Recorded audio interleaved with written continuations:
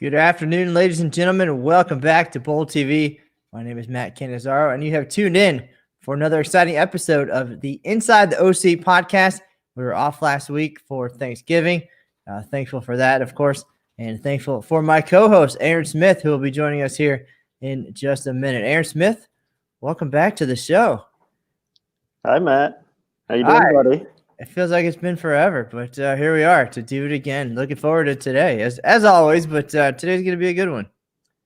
Absolutely. Our guest today is a lot of fun to follow on social media if you didn't even know him.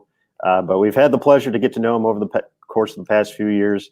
Definitely a fun guy, an awesome bowler, and he even recommended to me once that I could pull off pink pants, and I don't think I can, but he still thinks it. He believes in me, which I appreciate. So Andy Mills, today's guest, Mr. Canizaro. His personality is as bright and colorful as his pants for sure. And he already promised us we pretty much have the day off. We're going to do this quick intro, 2 or 3 minutes. We're going to bring him in and say hi. Then we're going to duck out. We're going to put him on the screen, let him tell stories for the next hour or so. We'll come back in. We'll wrap it up, tell you what's coming up next week, and we'll call it a day and go cash that paycheck. How's that sound? Sounds like a plan. So let's start cashing them checks. We'll bring them in. Andy Mills. Welcome guys. How you doing? How are you doing? We are doing great. All right. Well, we appreciate you joining us for today's show. We caught up for just a few minutes already, so I'm looking forward to some of the stories. We already followed the social media, as Aaron said. You're a character out there, and looking at some of the comments today, I think most of the Midwest will be tuned in today, the bowling community, to see what you have to say. Your shirt really says it all at this point, but we'll hear more about that and some of those tendencies and some of those rumors about being your teammate and such. Looking forward to all of that. We're hoping that your other half, Nick Heilman, would join us today on the show. Unable to make it, so you're going to represent both of you, the entire Hilly and Millie franchise, on your shoulders for the next hour or so, and that's that. But tell us. You're in La Crosse, Wisconsin. It's freezing cold in Dallas right now, so it must be buried in snow up there just based on geography and such, but maybe not. What's happening in your neck of the woods? So I'm guessing it's like 64 degrees in Dallas then? But in La Crosse, we're doing good. It's not as cold as you might think for us. It's been pretty nice these last couple of weeks. But no, yeah, we're cooped up here, and it's we live up here for one reason, and I think it's because we like the winter. Well, you had some time over 2020 to really enjoy all of the summertime things that the area has to offer. And usually we'll start off the show by catching up with our guests with what 2020 has been like. Of course, we know it's been wacky tournament season for you guys, typically starting about now and going into the spring. And then I learned this when I was living up there in Milwaukee, how different the bowling scene is up that way, come summertime. And so potentially as things slow down, you maybe didn't even notice that part of it. But what has 2020 been like for you personally as a Wisconsin guy and, of course, professionally in what you're able to do day by day, which is pretty cool, that allows you to bowl as much as you do? Yeah, so, right when, the whole pandemic hit, we were right on the verge of not only going to visit you guys out in Reno, but bowling our state tournament, and it just fell apart like literally a week and a half. Boom, you guys shut down and our state followed. And so, but then as that kind of transitioned into kind of being it nicer out, I like to golf a lot. So I was able to golf a lot more in the summertime. So we just kind of did our thing. I mean, we didn't get to bowl, which is a bummer because I had like 157 day without throwing a bowling ball. And that's by far the longest I've ever gone. I mean, we had, a shutdown here or there for 3 to 4 week period, kind of in, like end of March into April. And then people kind of, they ran a tournament here and there. There was a mass year-end thing that kind of snuck its way in there. They were trying to complete their season because it all kind of came crashing down on them too. And they had one tournament left. I didn't bowl that, but they got that in kind of like the June, July timeline. And then basically after that, there was really no kind of outlook on bowling until kind of league kind of rolled around. So I just decided I wasn't going to bowl.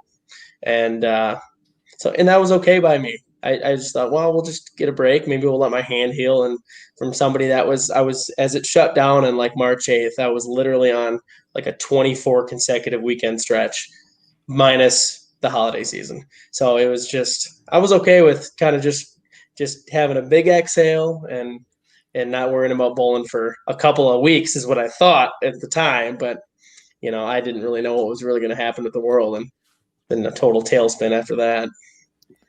What is real life like for you that allows you to be able to bowl 24 plus weekends in a row?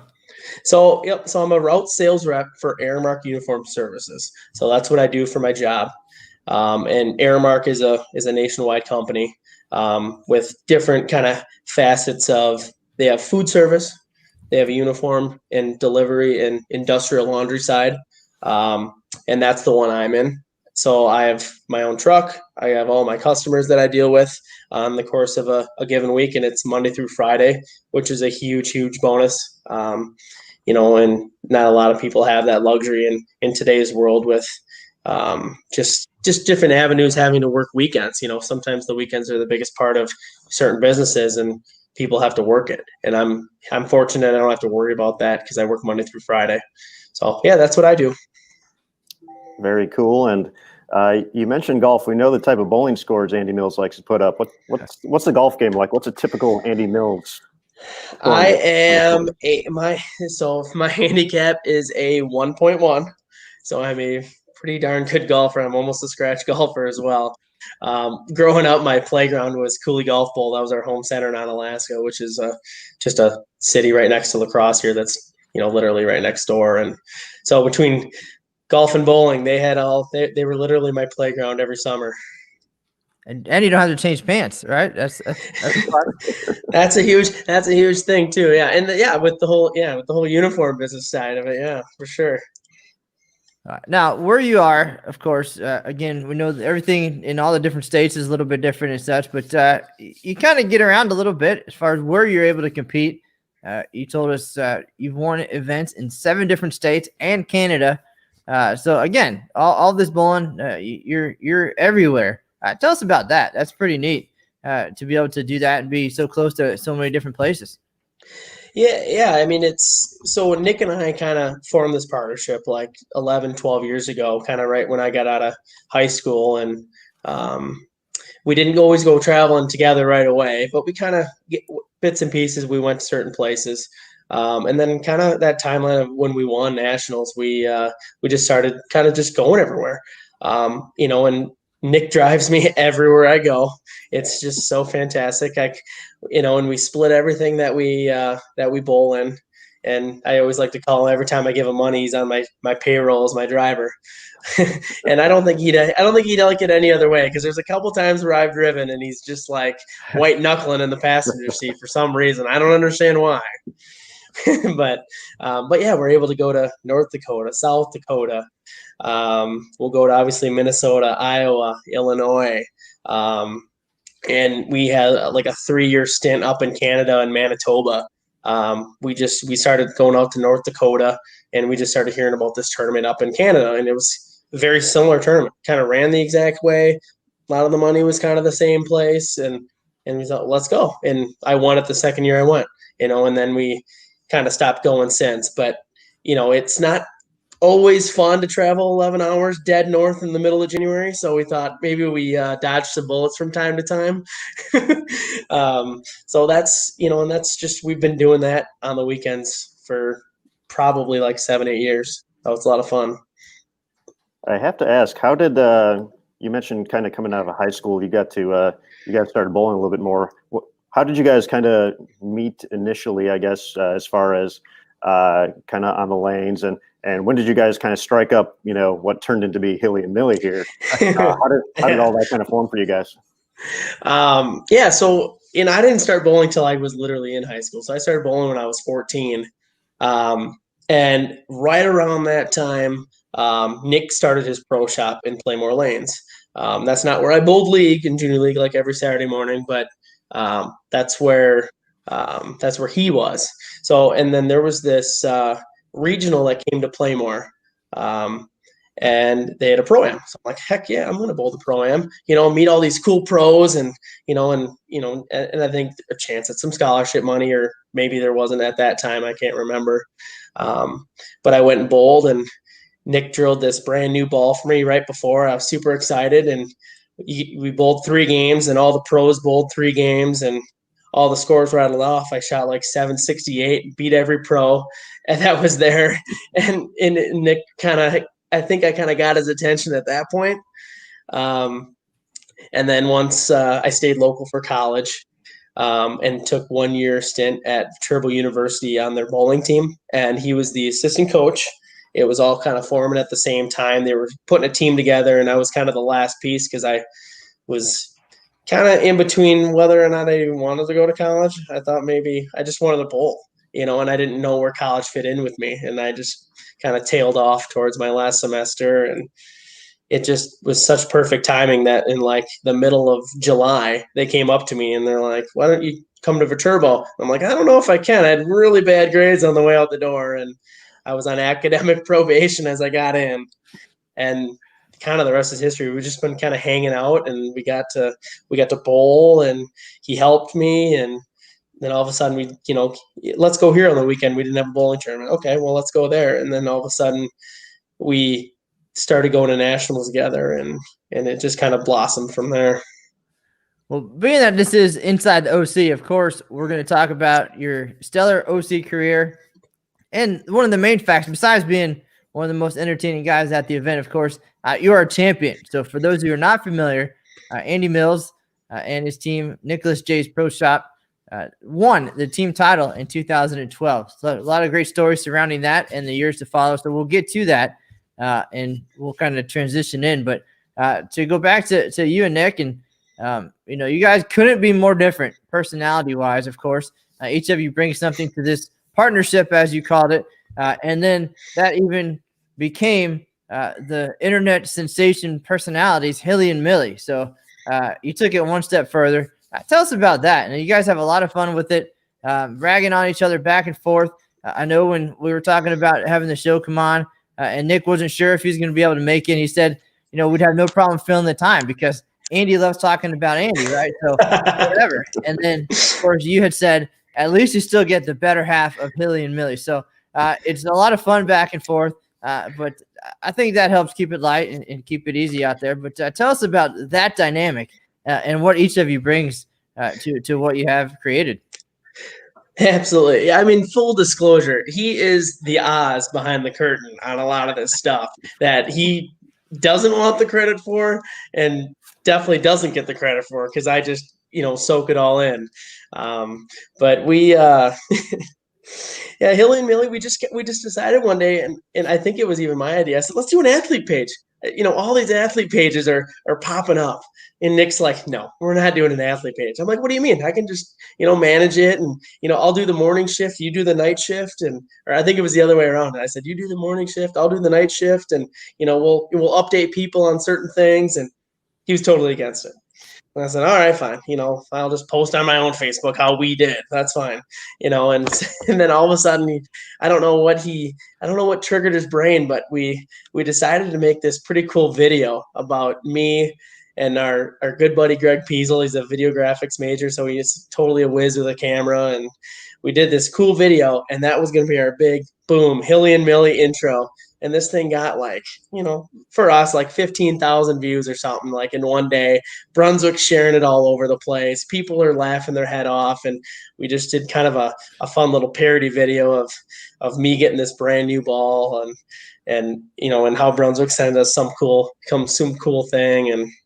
And then it was kind of on the fringe of when Sean Rash went to global. So then we made my face on all the bowling ball boxes that Brunswick has, because I went to Nick. I said, "What? Now that Rash is gone," I said, "Who's going to be on the box?" He goes, "You're going to be on the box." I'm like, "All right, let's do this." So so that kind of just blossomed from there. And then we just bowl everywhere. So I was like, let's just instead of me posting on how I did, we'll just post on Hilly and Millie. we're literally going to the same tournament every year except for maybe one or two. Where I'll kind of venture off and I'll bowl a doubles, like an over under 40 doubles. He's not 40 yet, so I'll bowl with somebody else. But yeah, it just kind of took off from there, and we just obviously it's on a little bit of a standstill because we're not bowling, but it's still a lot of fun. Well, now there's two rampant rumors out there about you, and we need to just get to them now before we dig into your OC career. They're very first one, they're 100% true. Oh, sorry. The very first one being that Andy Mills is not a team player, but looking at the stats, looking at your OC career, that is your highest average by about 5 or 6 pins. Your title was in the team event. The records say otherwise, but tell us about this reputation that you have first as being all about Andy. Well, I think it just kind of started with, when I first started bowling, whether it was a team tournament or a doubles tournament, around town or around the state, I would always joke around. I said, this is just a singles event for me, guys. Just so you let you know, I'm going to count my own scores and we'll kind of see how, if I shoot good in singles, we're going to win as a team or win as a doubles team. So that was, young, arrogant Andy back when he was in his early 20s. But, the team dynamic when it comes to like the Open Championships being 5 pins higher, for some odd reason, it's just you're so focused. It's you don't want to let the other 4 people down. And if I go shoot a like a 590 or something and end my Open Championships and singles with that, I'm going to be bummed, but I'm not going to let down 1 or 4 other people. But I think for me, it's just I don't know. I just keep treating it like just if I bowl good, we're gonna bowl good. If I bowl bad, we're bowling bad. So I just put it on myself like that, and most of the time we've been bowling good. So now Aaron Smith actually reminded me of the other stuff, and your shirt certainly supports the rumors as well. This is a 10-year window on what I usually do at the Open Championships. We ruin everybody's line, and I've got 9 other people on my team that play to the right of me. So it's kind of convenient. And Andy Mills can't play right of 10. And I believe the name House Shot Helen came up as well. Tell us about this. Is this true? Can you not? Are you the opposite of a left-hander? I am literally the opposite of a left-hander, but it's really not my fault. So Brunswick sends me all these bowling balls because I'm on staff with them. Or the ones I buy too. They just come in a box. We drill them. And I'm throwing it, and it's like my ball is the negative and the 10 board is the positive, and they just kind of wiggle away from each other. I don't understand. So they just don't get there.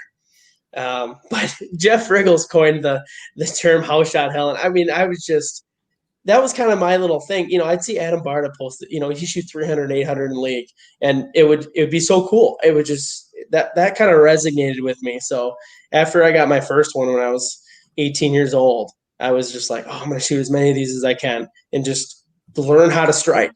That's part of the game. I mean, there's a lot of part of the game that's you're trying to grind, you're trying to make spares, you're feeling out where you're at. But part of the game is knocking all 10 down in one shot, and that's the most important part. So I learned that the best in league, and I just love fig jamming when I shoot 300 or 800 in league. And we even have an Adam Barta sighting now in the chat. So, Adam. Cover boy. Cover boy, Adam Barta, the cover of Bowler's Journal. Hey, Adam, I'm coming for you. Remember, I'm 9 years younger. Oh, maybe more. And I got a lot of father times on my side, and I'm going to catch you. Now, after I told Matt this little rumor about you, I looked into it. I dug deep. I had to find out if this was true or not. So I did find a video of you playing right of 10. So it's very instructional as well for all the kids at home. So we're going to pop that up here in just a quick second. I found it of all people on Nick Heilman's page. So yeah, it's really odd. Yeah, he's always there to help. Got the PVC pipes there. Yep. I mean, look at that. I pierced it. I think that was just to kind of set the record straight because I just had to go, all right, and that was my first shot of the day out there. I'm like, all right, set the pipes down on first arrow. I'll hit it. Let's go. All right. Now, as we move forward here, we can start kind of talking about the OC part of your career, which now that you mentioned that you didn't start bowling until high school, that's pretty impressive what you accomplished in just a few years. And your OC debut came in 2009 in Las Vegas. Not even 20 years old at the time. So you're only 4 or 5 years into your bowling career. So the progress that you had, clearly with the help of Nick Heilman and all of his pro shop skills, you were able to progress to some pretty serious numbers in Las Vegas in 2009. But tell us about that event. It was not as part of the Nicholas Yates group that had not been created yet for that tournament. So you got the invite. Somehow you ended up there. Tell us how that happened. Those stories are always cool. And then tell us about kind of what the expectations were going in and how well prepared you were, being that you come from Wisconsin where the OC is the thing. Like that's what you want to aspire to. So just tell us all about that first year. Yeah, I mean, so it was the totally unconventional way to go out to nationals. I got asked 2 weeks before by a local guy named Chaz Callan. And we were going out I said, somebody dropped out. And he goes, yeah, somebody dropped out. I said, is there any way you can go? I'm like, well, like any 19-year-old kid that lives at home, I'm going to go ask my parents. I'm going to see if I can go. So, I went out and like I said, it's 2 weeks before, and I would think my parents would have said no 100 out of 100, but I go home and I said, what do you guys think? And they said, if you want to go, go. I said, okay, I want to go. So we, and then we booked our flight that day after I kind of went back and forth with Chaz. And what normal people do nowadays is they gotta fly out there a day before and just get used to the environment and fly home whenever they want to come home. Well, I don't know what I was thinking, but I'm like, all right, we bowl this time, and then we'll come home right after. I'm perfectly fine with that. And they're like, okay. And we booked the flight, and I get there, and I booked it coming home literally as the event was, for us was getting done, and I rolled into Vegas. Chaz picked me up, and I'm like, all right, where are we going? He goes, well, we have a team event practice with Mike Jasnow in like 45 minutes. I'm like, okay, let's go. And I'm like, when do we bowl? And he's like, 7:00. I'm like, tonight? He goes, yeah. I'm like, oh my God. Like, I totally forgot about everything. And I'm just in a whirlwind. I fly into Vegas. I'm 19 years old, and my head just doesn't stop spinning. It's just, I'm looking at all these tall buildings and just in absolute awe. And so we bowled the practice session. Just kind of picked Mike's brain a little bit, and I'm like, hey, this is my first time bowling. What do you kind of think about where I was playing? And he goes, I kind of liked what you were doing. I was, what he said was I was going through the face a little bit, but out there it's going to be a little tighter. And I'm like, oh, okay. I had no idea what that meant. So I'm like, oh, okay. So it'll work. He goes, yeah, I think you should be good. I'm like, oh, well, thank you. And then, we walked into the Cashman Center when we were, an hour before we're bowling, and I can hear the pins cracking from the second I walk in there. And I'm just, there's vendor booths, there's, Brunswick, Storm, EBI brands, they're all there, and there's people walking around everywhere, and I'm just in awe. I mean, I'm like, this is so cool. This is what I want to do every year. I'm never not coming here. And then, getting to the bowling, fast forward to the bowling, it was just the absolute trifecta. I mean, I struck on my first ball. I had 30 clean. I had red strikes the last game. I had the front 8, and I shoot 720 in my first ever event. I mean, it couldn't have been more perfect. Now, we know from some of the photos and, again, social media early in those days, but it was a profitable first event for you. But what did you know about the tournament, the history at that time? Of course, to walk out with a pocket full of cash, as you said, a 19-year-old guy living at home, had to be pretty awesome. But especially if you're from Wisconsin, it's really not about the money. There's way more to it. How much did you know going into the Open Championships, what it was all about, what you were really there for, or is it all about the Benjamins for you? At the time, it was definitely not about the Benjamins. And what I knew about the whole tournament was absolutely nothing in terms of the Wisconsin history, And that's something I've adopted as I've, over the first couple of years I went. And it just intrigued me even more. I bowled against some of these guys, like the Riggleses and stuff. But again, I'm only 19 years old. I didn't bowl that many tournaments when I was 18. And it was just a little bit of just naiveness. I just didn't know what I was getting into. And maybe that was a little bit of why I succeeded so well.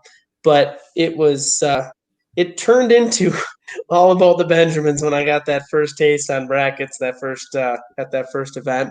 But it's really about prestige and just the overall once in a lifetime. Anybody I see that talks about going to nationals, I always stop them in sentence and just say, whatever you can do, go. You'll absolutely love it. And that's just my experience because I was wowed from the beginning. You have no idea what these bowling centers can, be built like, whether it was the Cashman Center, the River Center in 2012, or the On Center in Syracuse.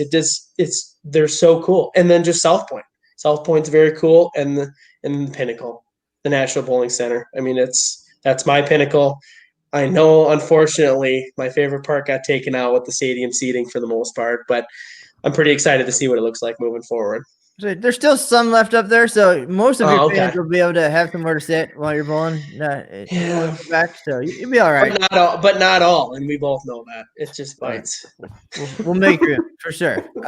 But going back to that first event, maybe beginner's luck, as you said, 720 in the team event, but back then, just one oil pattern. He came back the next day and proved that wasn't true.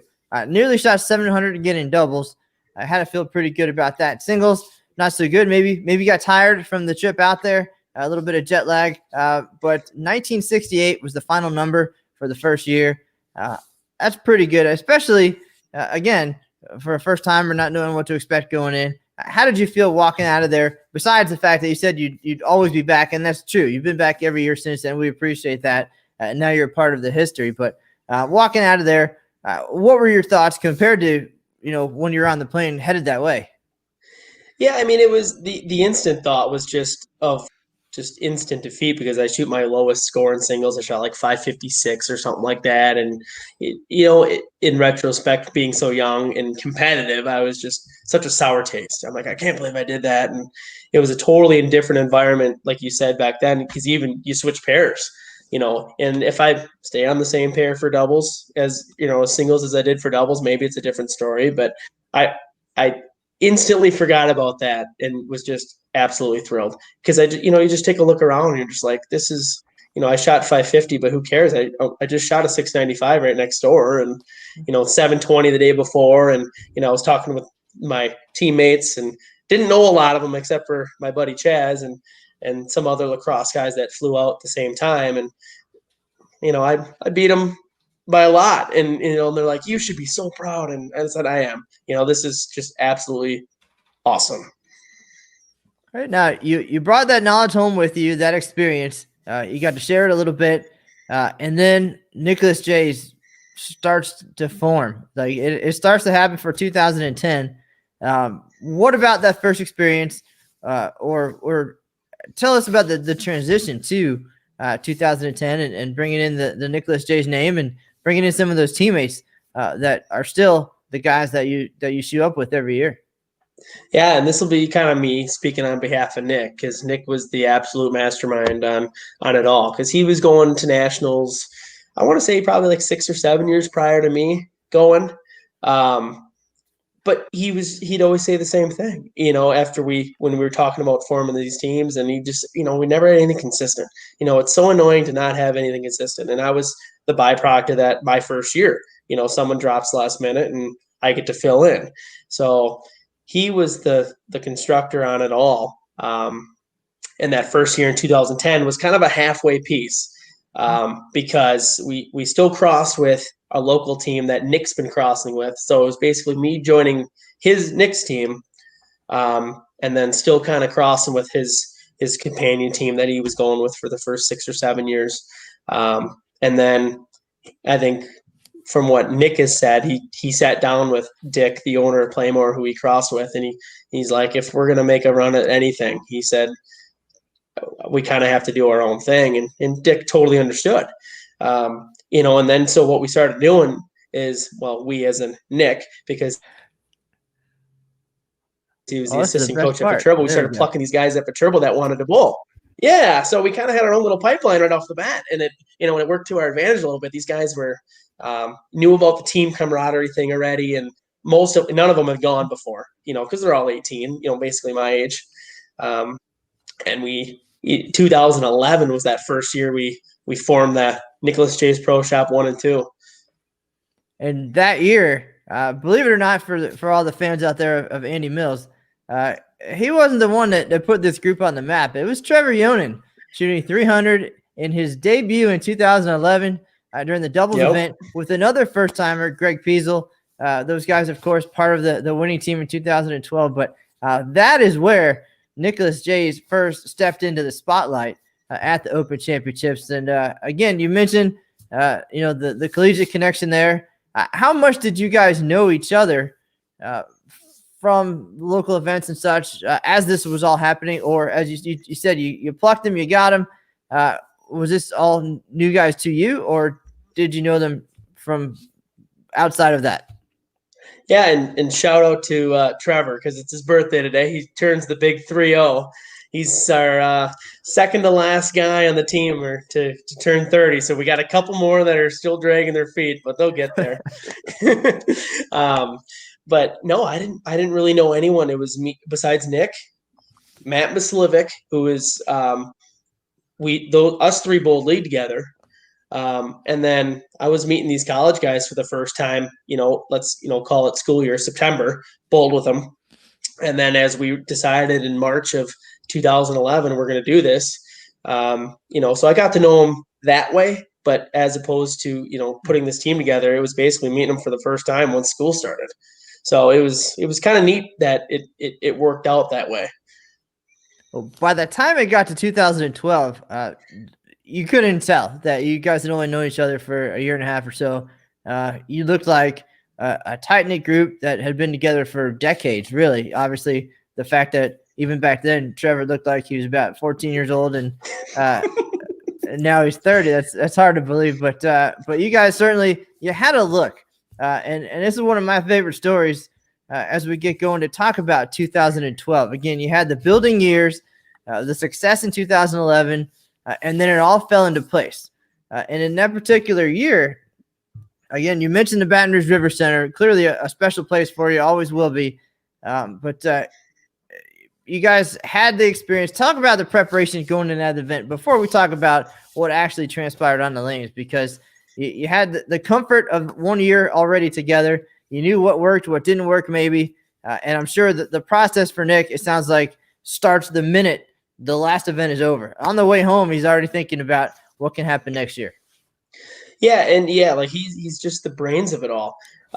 In whether it's reading the oil pattern, because up until I don't know the exact date, 4 or 5 years ago, they stopped posting it, but back then they did. So it was kind of a breakdown of understanding that. And we didn't really know, us freshmen really didn't really know what was going on. But back then too, we all lived in lacrosse, and that was I think the real reason why we were able to have so much success those first 3 or 4 years, and is because we were all in the same city. We all bowled league together.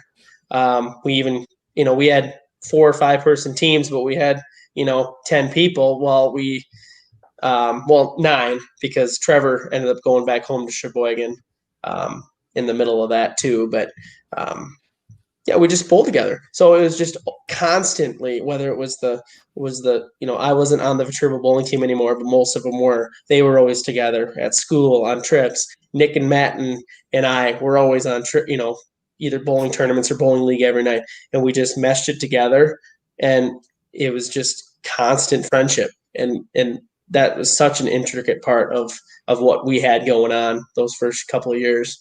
And we just took it right down to Baton Rouge on a 17-hour drive too. Baton Rouge, certainly memorable for a lot of folks. Probably most memorable for you guys. Obviously, we got some great stories to tell about that. But the story Mr. Cannizzaro is going to share is one of my favorites. because it just turned into this amazing teaching moment for one of his local workers. And then you guys ended up performing. I'm not sure if you've heard of this story before or not, Andy, but it's definitely a great one. Very enjoyable. Mr. Cannizzaro, please take it away. Absolutely. Really enjoy this one. Back then, you guys bowled very early in the event. You bowled first week of March. We had only started mid-February, so a long way to go, all the way until July. So we were still kind of in the teaching part of the event for our new local help, our part-timers. And Emil was not available on this particular day. He was our full-timer in the PR department. So Kevin was with us. He works at LSU, local student, local bowler. So he was all about it. He knew exactly, what the event was and was ready to do what we did. But we were still, as you said, getting his feet wet. We were teaching him the ways. So part of the deal was when he would come in and I would head out for the day, we go over the roster of teams for the night, look at some names. Here's the who's who and who you need to keep an eye on. And here's the numbers you need to look for and all of the things. And so part of that particular night, we just took a walk around the venue, wanted to point out some people so he would know who he was looking for. And then all of a sudden just sprawled out across, because this is what you guys do, of course, sprawled out across the squad room in these vibrant outfits, these 10 people who I've never seen before. Obviously, I knew Trevor, and he was kind of hiding in the crowd. But you just looked a certain way in the squad room that day. So I kind of knew, I had a feeling. Like, even though I wasn't familiar with who all these faces were, just the way that you guys were carrying yourselves, the way you were dressed, the way you looked like a team, acted like a team, that I knew something was going to happen. So I told him, absolutely, keep an eye on these guys. Let's find out, whatever details we can right now. Let's find out what lanes they're on. Let's get everything ready to go because I just have a feeling. And then, we talked about the night. How's it going to go? It's pretty simple. There's a team event, then doubles and singles, watching scores, and call me if anything happens. Mm-hmm. Cool. So I wasn't home very long. I was like, I'm going to get home. I'm going to relax a little bit. If you need anything, I'll be available. Get home, take off the tie, whatever, take off. It's ready to go. And probably within 30 minutes, putting the tie back on, going back to the venue because those guys that we talked about in the squad room were doing some special things at the River Center that night. It was a quiet night, again, early in the event. Wasn't a completely full squad. The venue had a few lanes to the right of you guys, so we had some room. Luckily, again, as Aaron said, a teaching opportunity for young Kevin.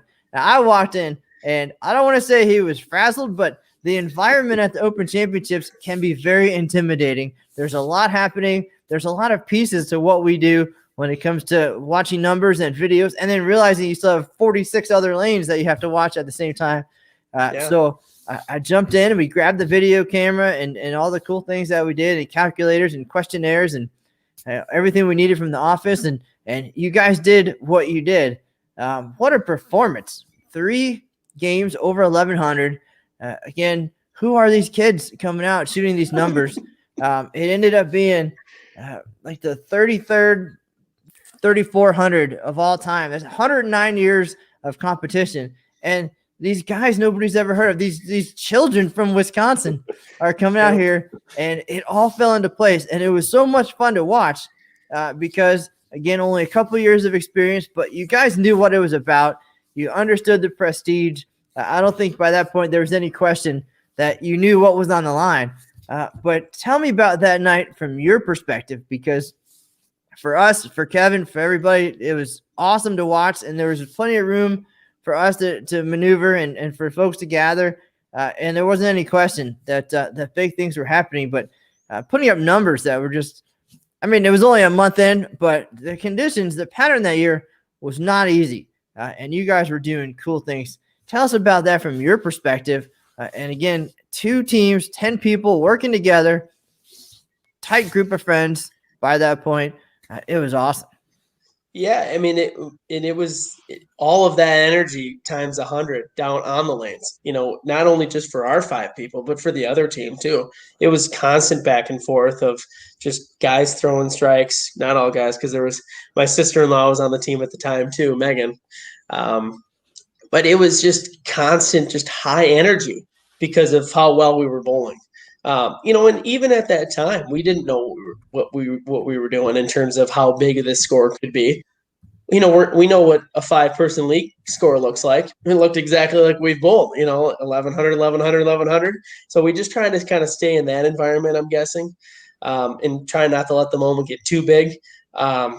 But I tell you what, that it really hit me when we were making a run when Nick had the front 9 the second game, because that was just kind of that we weren't going to let it fall apart the second game.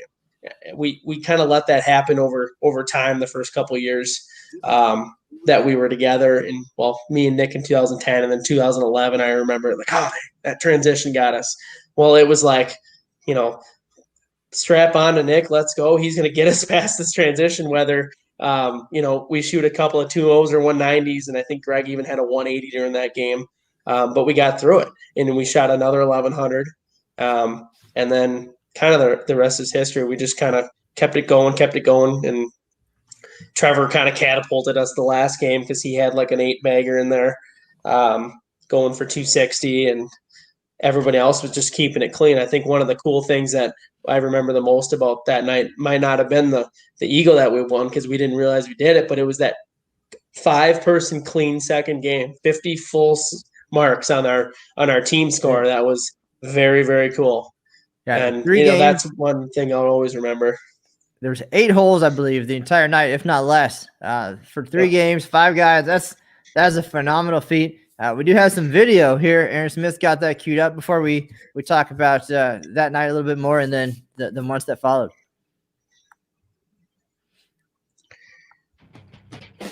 Nicholas J's Pro Shop brought 2 teams down from Wisconsin to the USBC Open Championships.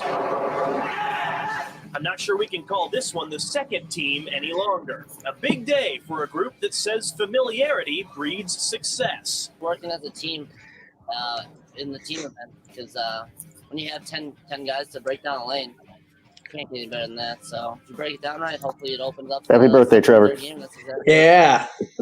Oh, look at this guy. To know everybody well, to know. See, there's me wheeling it again. That my ball never hit the second arrow. They're doing a certain thing. So knowing everybody's games, knowing their equipment, knowing their arsenal.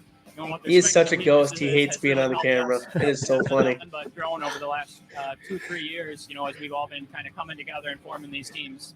Nick Heilman paced the team with a 769 series. That's the most emotion you'll ever get out of him, too, right there. Including some time on the Open Championships showcase lanes before they hit their tournament pair. We felt good. We did the practice session earlier and didn't know if exactly our original game plan was going to work up there, but we decided to wait and stick with the original plan, came down here, and it actually turned out being pretty close. In the end, the team of one more time. Greg Peasel, See, this is another thing why people think I'm so self-involved, because I get 2 shots to everybody's 1, and then we didn't even show Matt. Poor Matt, he never even got on the video. You always want to walk out with the lead, and if it holds up, it holds up. If it doesn't, so be it. It's a good year. The USBC Open There he is. Championships He made it. continue for another there he 4 is. months in Baton Rouge, and we'll keep you posted on all of the top teams right here on Bowl TV. All right, very, very cool to relive that moment for us. I'm sure for sure. for you as well. Nick mentioned in there the game plan and the strategy. Again, something that night only was the culmination of that. It's something that was in the works for quite a long time. Walk us through that process and really, when does it begin for Nicholas J's Pro Shop, and then to see it through that way, had to feel pretty good to have it all fall into place. Hopefully, exactly how you planned. Yeah, so like today's game plan or kind of getting together is a little different than it was back then, because we got guys that live in different states now, and but back then it was tournament started mid-February. Whenever back then, which was so much fun for me because I started just to absolutely just love the tournament. They did that Open Championships kickoff show. When it was an hour and 15 minutes, and I watched every minute of it and just kind of. And then they'd always post the pattern during that show, and and Nick would kind of dissect it and figure out what we would have to do and put it in our home center, and kind of what a better way. So we just practiced that way. But all that kind of started basically right when that kickoff show happened, which was plenty of time for when we were going to go, based on when probably about a month. So we just that's what we did. We just waited for that and hit the ground running with ideas. And it's not like it was a culmination of ideas. It was Nick came up with a strategy. We'll try to execute it, and we'll go from there. And he kind of bounced ideas off of me a little bit. But when it comes to lane play, when it comes to ball numbers, when it comes to all that stuff, I don't care to know, and I don't need to know. So just tell me where to throw it. I'll throw it there. So, but yeah, it's totally all on Nick. So he absorbs it all, and that kind of gives him his fulfillment. And then when it gets to come into a glorious, we win kind of moment, I think he's just feels so awesome about that. You guys walked off the lanes that night, 1-2 in the standings. Again, still long way to go in the event, but that had to feel pretty phenomenal to know that you worked together. It paid off. There's not much better you can do at that point, obviously, than be 1-2. What did that mean for the group and the confidence and the excitement, of course? And at the same time, you had to kind of level it off because you came back early the next day for doubles and singles and had to know that team all events was a thing and a possibility as well. So, but tell us about that night and that moment and just what that meant for the group. Yeah. I mean, it was because we led by like 320 some pins over first place, and the second team was like 120 on or 130 because we shot 3,400. They shot like 32-0 something. So it was at like 12:30 in the morning too. I mean, I think it was a 9 o'clock team event, and I remember calling people at midnight and they're not answering. And I go to Nick, I'm like, why aren't these people answering? You don't realize what we just did? And then I'm like, wait, it's midnight, isn't it? I'm like, oh yeah, we should probably hold off on that. But, to answer your question about the team all events thing, again, I wasn't thinking about it. And I don't think Nick was either. But after that, looking back, maybe I would have wished I would have put a little bit more thought into it. Maybe we would have made a better run. But at the same time, we were still so thrilled. We just both went 1-2, and we were cheering for them as much as they were cheering for us. But then we came back on the never before seen double burn singles and doubles pattern at the Open Championships, and I think that kind of left some people sour in our mind. And I think Nick could have had an all events eagle even too. I know Matt McNeil won it that year, but if somehow, some way we bowl on fresh or something, again, his look was so stupid. I've never seen someone's ball strike that much other than Matt McNeil's, but I haven't seen it live. But so it was just so much fun. I mean, even you're reopening a can of worms I haven't thought about in a little while. So it's so much fun. Now, following that, you guys pile back into the car and make the drive back to Wisconsin, feeling pretty good, I'm sure.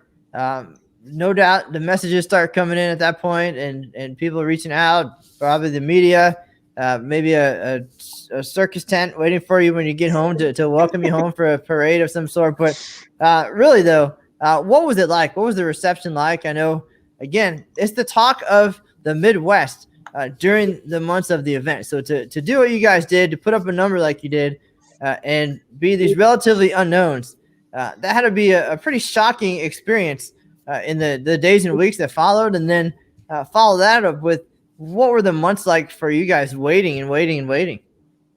Yeah, I mean, because it kind of started right when we got back to the hotel. And I remember, we got two 20-year-olds, a 21-year-old, and a 26 and a 29-year-old. And we're all sitting by in our rooms in one room. We're just waiting for you guys to post our picture. We're keep refreshing. Nick and Jeff Riggles are talking back and forth. And because Jeff's such a great, journalist for this, because this thing holds so dear to his heart. And Nick's giving him information. I'm like, Nick, tell him to call me. I want my phone interview too. And, and we're just joking about it. But, and then fast forward 17-hour drive home, we didn't really have like a parade or anything, because it was such a long event. But, our local bowling center, that the people that did go knew what we did, and probably more than what we knew we did. And then it was just constant. You guys had live streams. I want to say there was probably 8 to 10 of them over the course of the tournament remaining, and I watched every one of them. It was Jeff Wriggles' team. It was who else was on there? Now I'm drawing a blank, but there's a couple of them that weren't on live stream that I remember. That one of them was John Zabrinski's team, that they shot this 1187 the first game. And I'd get on the phone and I'd text Nick and I said, "We're done." I said, "We're going to lose." And then he goes, "Let's just hold off to see what they bowl the second game." And the second game kind of went down a little bit. And I'm like, "We're back. We're going to win this thing." And he's like, "I don't know if I can handle you with this for 2.5 months." And I'm like, "I don't care unless you delete my number." And I said, "You're getting all these texts." So, and there was some close calls. Another one was literally 2.5 weeks short of the event with a couple guys from Wisconsin, with Greg Thomas and Tony Oliva coming a shy 26 pins away. And I'm really good friends with Tony, and we still talk about it on how, he'll go through every open that was such a makeable, and how 26 pins will just add up so quick. And and I said, it's really cool to get second too. I would have taken second, and try to sympathize with them a little bit. But yeah, it was just constant texting back and forth between everybody. And, and there was Facebook group messenger, but I don't think it was as sophisticated back in 2012 as maybe it is now. So I think we just did text group messaging, and it was just so much fun. So it's kind of a collective effort in watching the scores for you guys. I know we reference it a lot because he's our buddy, but Adam Barta was, I don't think he slept in 2017. I remember I listened to that one, yep. But, it sounded like you guys were kind of in constant communication about this. Although you kind of made it sound like you might have been the most nervous. Who was the most nervous out of the group? I would say it was probably me or Trevor. I think Greg was too young. I think to really know.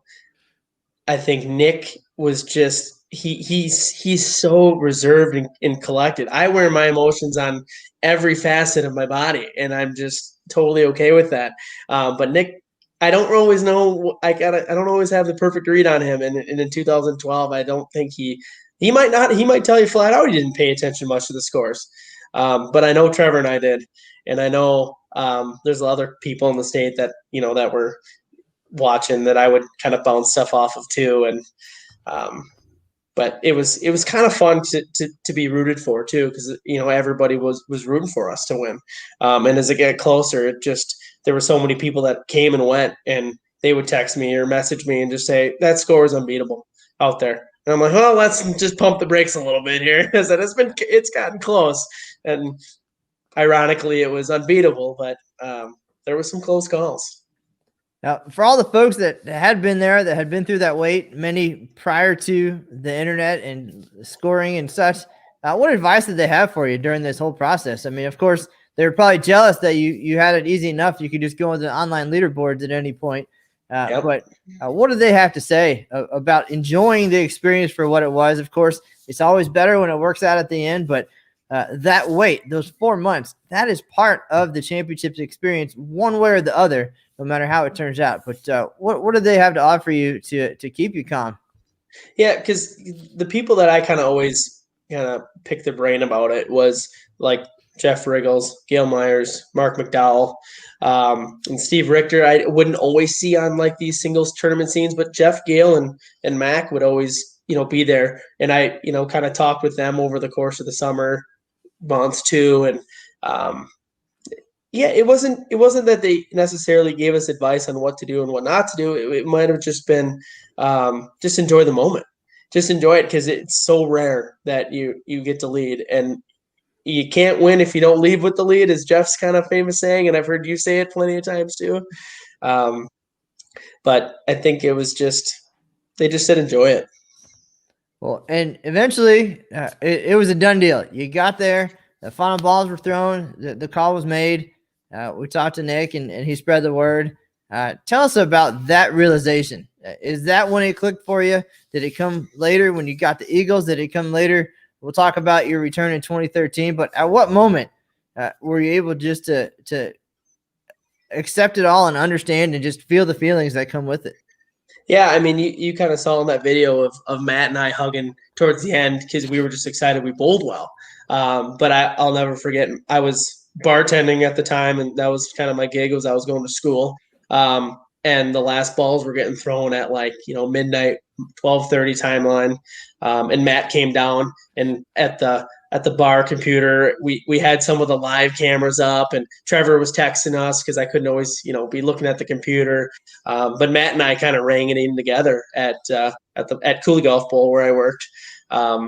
So I gave him a giant hug again and just couldn't believe it. And I probably got on Facebook within seconds, posted how we won. And even though it might not have even been official, I think I did it anyway. And, and then I talked to Nick the next day, and it was just, surreal for him too, because he was going longer than us, and it was just kind of a validation for him of the hard work of, he might not have known what this was going to be like if it was just a group of friends going and bowling the national tournament because we bowled league together. We never won, I think he would have been okay with that.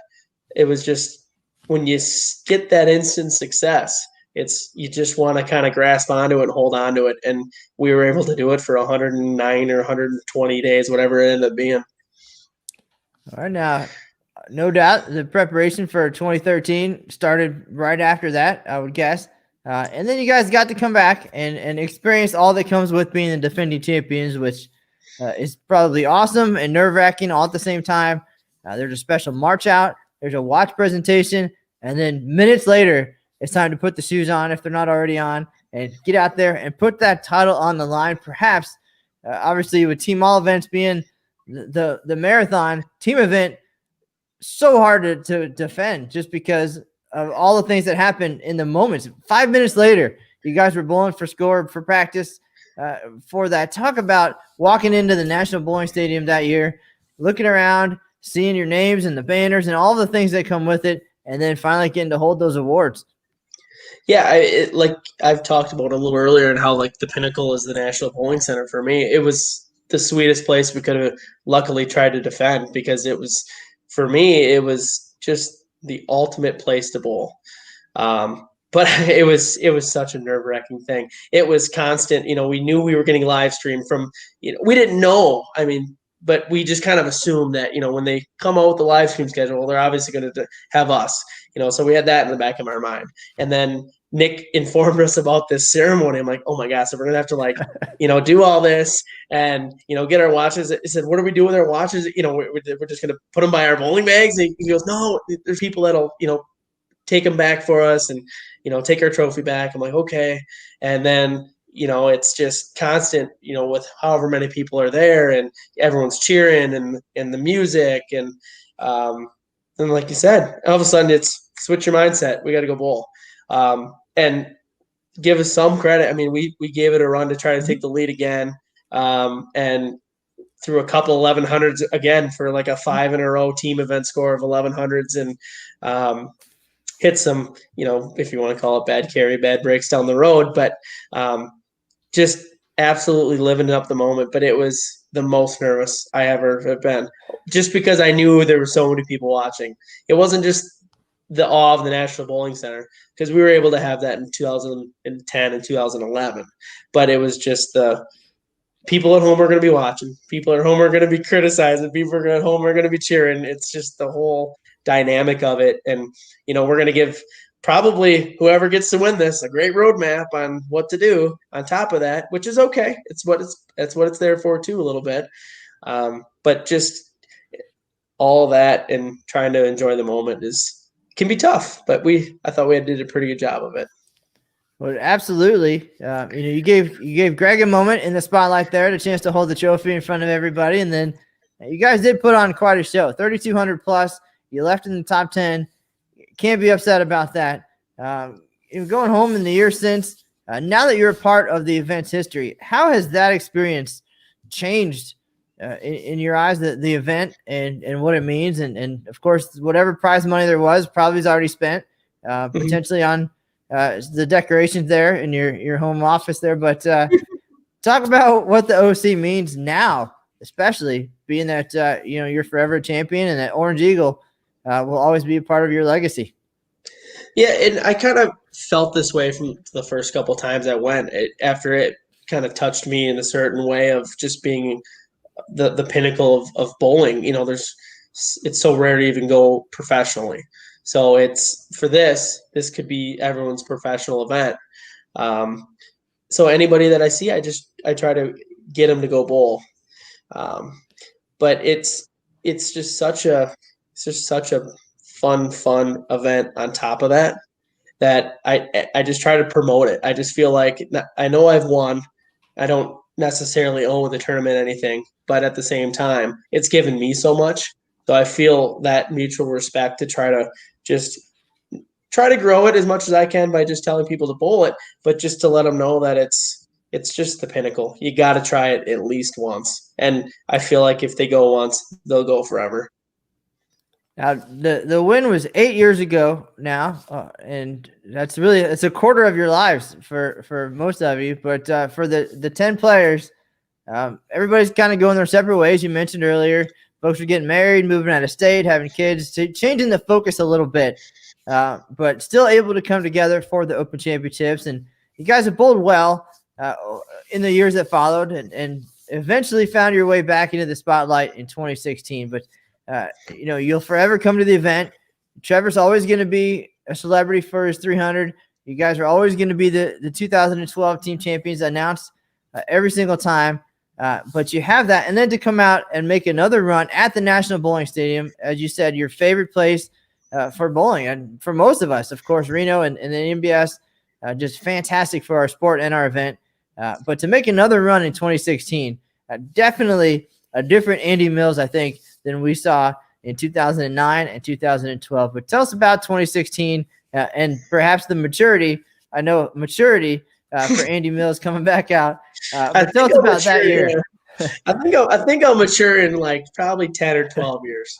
But 2016, it was just kind of, game on, kind of probably from 2014 on. The 13 was such a novelty year with what we had to do. But 2014 on, it was, let's go get another one. Why not? So it was looking at scores, understanding what was in the lead, understanding who was bowling well out there, understanding their equipment, watching people days prior. And it was so much of a different thing than what we did. But then in 2012, when we're going to go go-karting, mini golfing, and maybe catch a movie. Oh, there's not enough time. Okay, let's go bowl. But in 2016, it just started with, Nick and I shooting the highest first game out of anybody in doubles. We shot 474. Nick had a solid 244, and I think I, had 228 or something like that. And then I knew it was leading, and I'm like, we're halfway there. Let's just keep it going.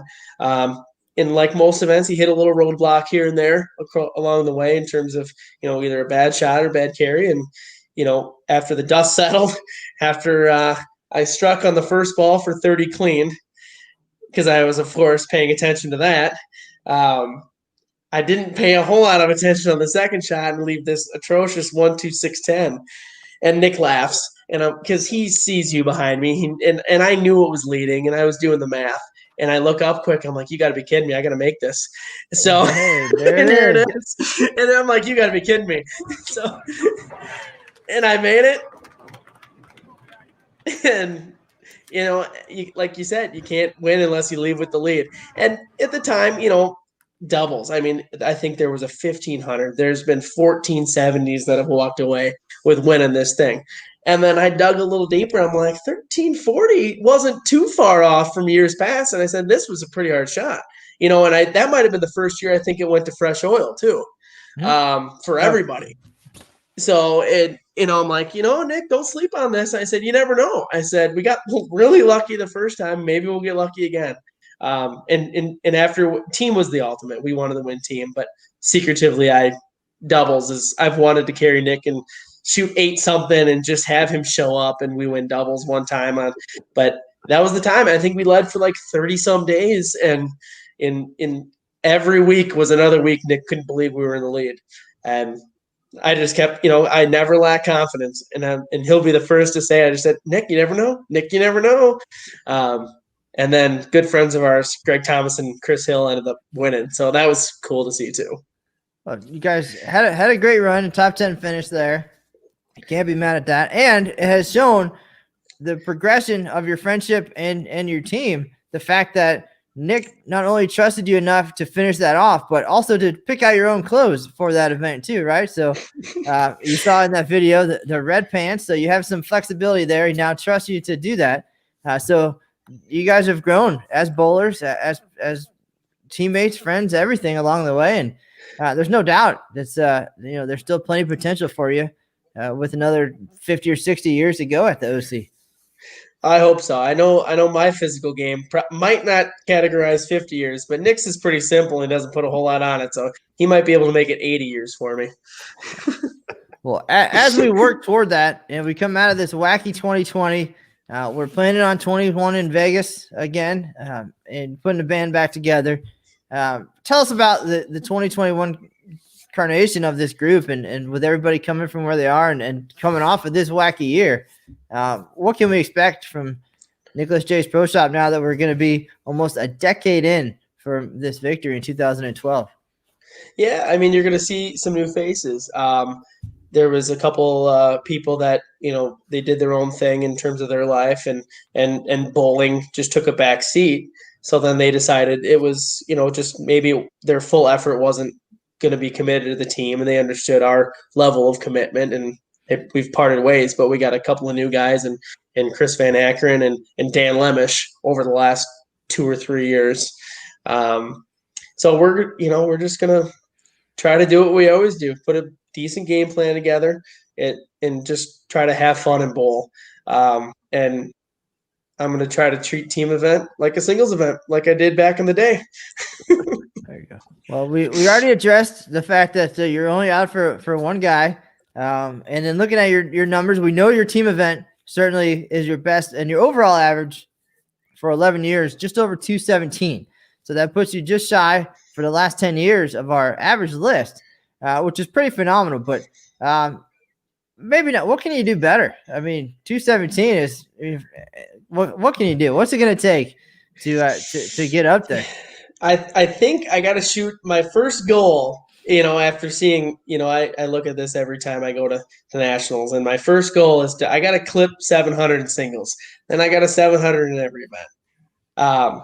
But at that time, and then after I do that, I'll start with a baby step, but I want to shoot an 800 out there. I've got 79 800s to my credit in league, and it's not even close to the same environment or the same lane pattern or anything like that. But to shoot 800 out there would be a pretty neat thing, and that'll obviously boost the average a little bit. So, between shooting 700 in singles, shooting 800, and I've always paid attention to anything and everything that has to do with this tournament. So I know all about the average list, and we'll just keep trying to shoot scores that keep making the average go up and not down.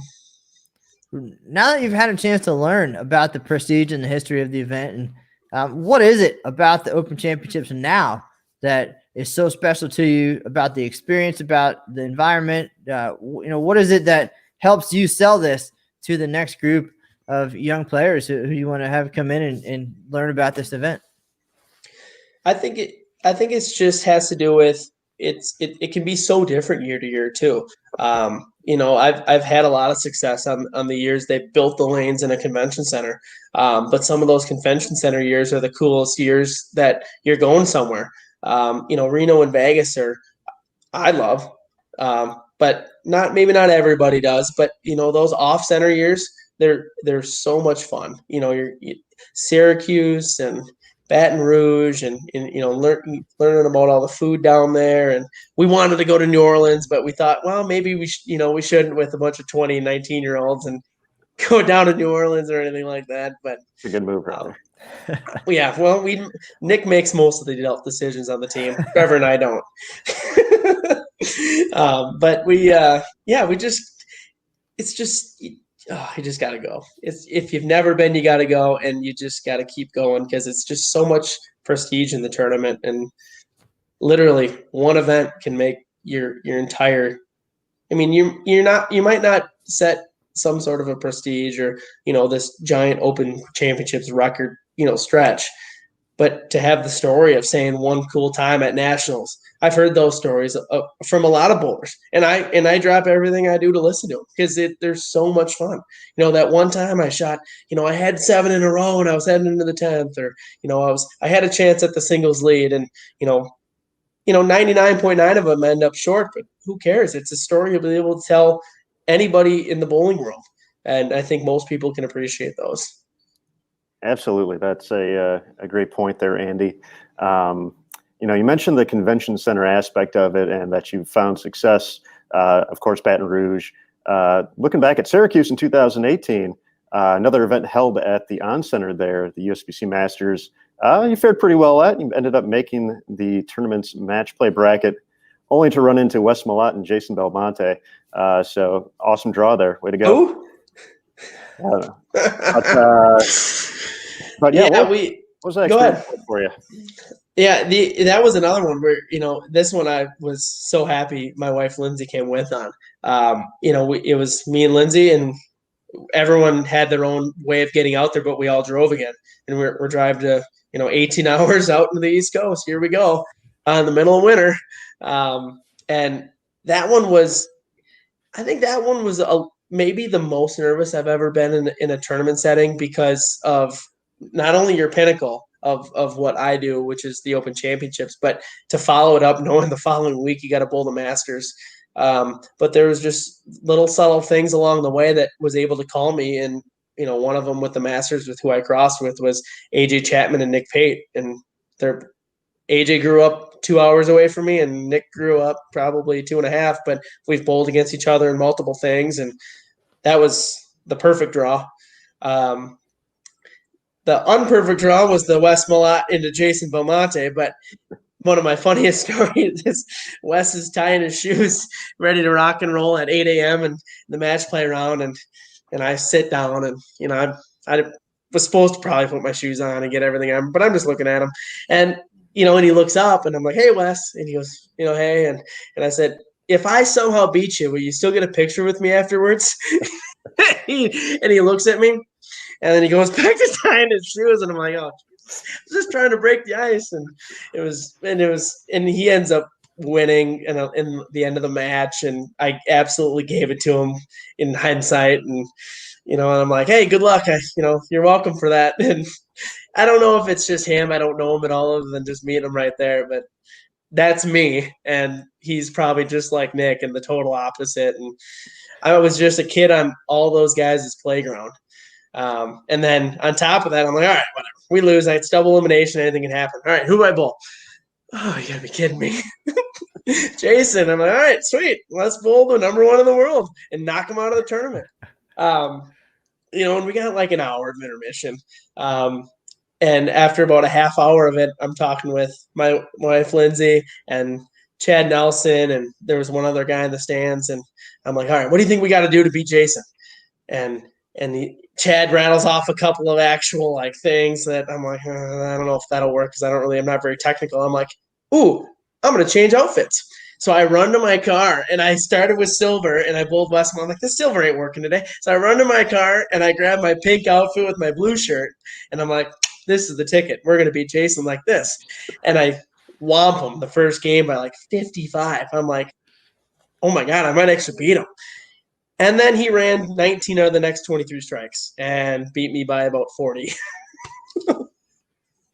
But that'll be those two guys bowling against him will be – I might not ever bowl him again, and I might not ever bowl a pro tournament like that again, but it was so much fun. So much fun to be I was just a kid on their playground, and most of them were super nice. I'm sure Wes is. I've never really sat down and had dinner with him or anything, but I'm sure he's super nice, and I'll never forget that joke either. I think I remember the switching of the pants. I think I mentioned at the start of the show that I believe I commented on your wardrobe change out of nowhere. I think you said I could pull that off. I still don't think that's true, but I appreciate it. I totally can. But at the same time, though, and we talked about Nick kind of being kind of quietly a funny guy in all this. I know something happened after this earlier this year involving Belmo as well. And there was a little cameo where basically, actually, you know what? I got it ready. Let's just play it. You might as well play it. Yeah, it's hard to do it justice when you can just play it. It's just so much better.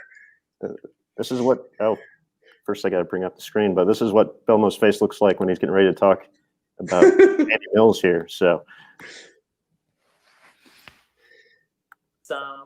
I actually have to speak quite honestly and from the heart for a moment, and it's a thank you message. Belmo, why are you thanking me? Let me tell you.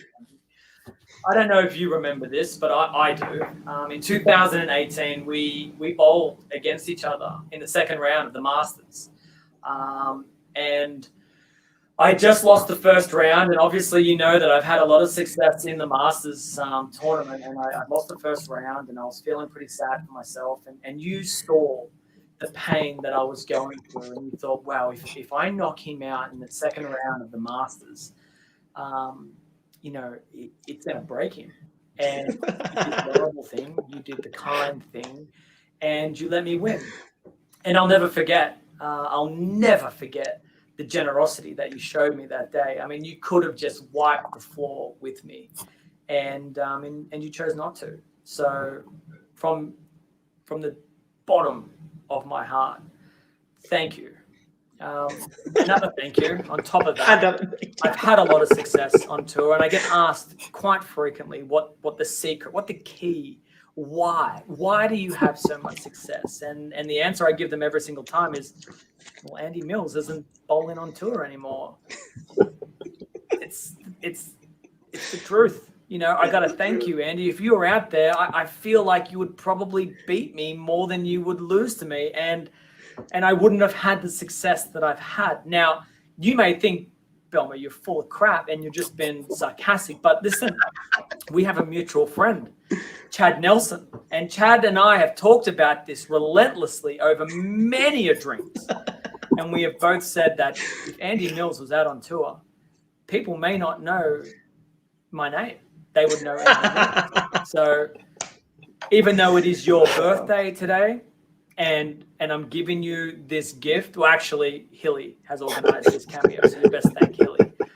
But even though I'm saying happy birthday, the gift really is what you gave to me in 2018, and then therefore not competing regularly on the PBA Tour. You've given me my career. So, again, I just can't thank you enough. I owe you one, and the next time I see you, you best believe the first beer is on me. Peace, mate. There we go. Oh, that's so good. There's two good things about that. One being Nick wrote, I think, verbatim almost all of that for him. So I knew he would not actually say that stuff, but it was so funny. And two, after he beat me, he was super close to making it to TV, which I was cheering for because then it'll come up, Andy Mills, round of 32, right on the old master screen when they show that highlight. I'm like, oh, come on. If I'm going to let you beat me, just go. And obviously I didn't let him beat me, but I was hoping he was going to make the TV show so I could kind of sneak my way onto the TV screen.